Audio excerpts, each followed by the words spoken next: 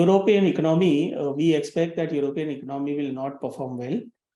That is without doubt, because US is able to raise interest rates and survive, and their markets are still doing well.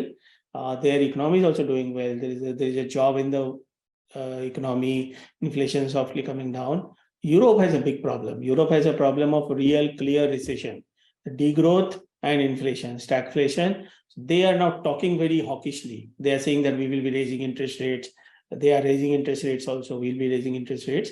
But the problem is when they raise interest rates, possibly some of their companies will go bankrupt. Some of their banks will have difficulty, like Credit Suisse already is shaking. And some of the countries also will start shaking, like Italy, Greece, Portugal. So Europe certainly is not going to do too well for the next 2 years. In the very short term, Euro can do well because of the interest rate momentum, but we don't think that it's going to do too well overall.